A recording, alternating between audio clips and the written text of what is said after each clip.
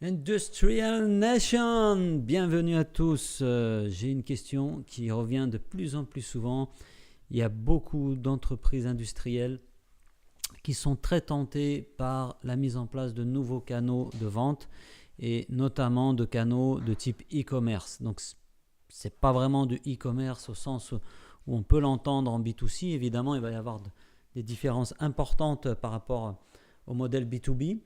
Et les questions qui reviennent, c'est est-ce que ça ne va pas faire concurrence avec mon canal de distribution classique et notamment mes fameux distributeurs? Est-ce que la vente directe ne va pas poser un certain nombre de soucis?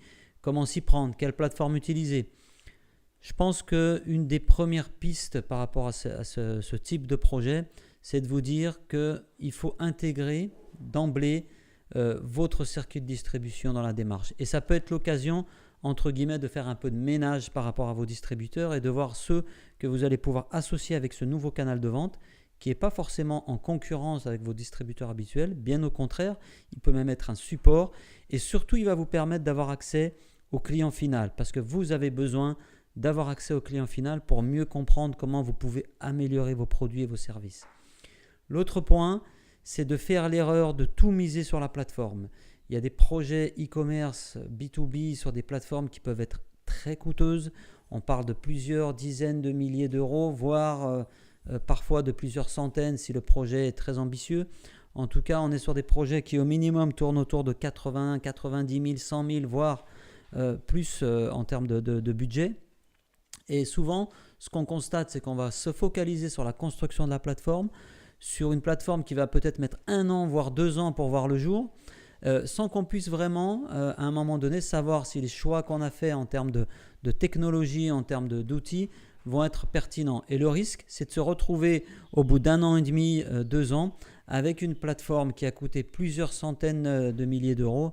Bon, j'exagère un peu, mais en tout cas, qui peut rapidement atteindre 100 000, 120 000, 130 000 euros. La mise en place de toute l'infrastructure derrière, parce qu'il faut bien comprendre que la logistique va être impactée par tout ça. Et puis de ne pas avoir suffisamment de trafic et d'être déçu sur les ventes et de se retrouver avec un vilain bébé sur les bras. Je pense qu'une bonne démarche, c'est d'y aller progressivement, de rapidement mettre en ligne une première version du site, quitte à ce qu'elle soit un peu moins ambitieuse. Vous n'avez pas forcément besoin d'avoir des configurateurs compliqués. Vous n'avez pas forcément besoin d'imaginer toutes les hypothèses ou toutes les situations possibles auxquelles pourraient être confrontés vos visiteurs. Et ça peut commencer par exemple par simplement mettre en ligne votre catalogue avec de la commande en ligne reliée à votre ERP et une plateforme relativement simple, très proche de ce qu'on peut trouver en B2C. Commencez par ça parce que ça va vous permettre de collecter de la donnée, de mesurer un petit peu les premiers résultats, d'avoir accessoirement un peu de retour sur investissement avec des premières ventes. Et en plus, ça va vous permettre peut-être de garder une part importante du budget sur le marketing et sur la façon dont vous allez promouvoir ce nouveau canal de vente parce que la promotion de ce canal de vente est presque aussi importante que le développement technique et que l'aspect plateforme ou logiciel que vous allez utiliser. Donc, essayez d'adopter une démarche qui soit agile. Je vous recommande à ce sujet de relire un peu vos basiques et vos classiques autour de Scrum. C'est une méthodologie qui me paraît bien appropriée pour ce type de projet. Lançons quelque chose d'un peu moins ambitieux qui représente peut-être que 20% des fonctionnalités, mais souvent ce sont celles-ci qui vont représenter 80% de l'impact.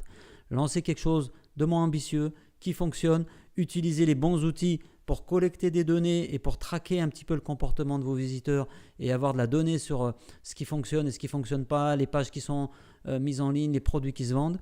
Et derrière, ça va vous donner des informations pour continuer à avancer et pour déployer progressivement des fonctionnalités un peu plus poussées qu'attendent pas forcément vos visiteurs et vos clients dès le démarrage de votre plateforme.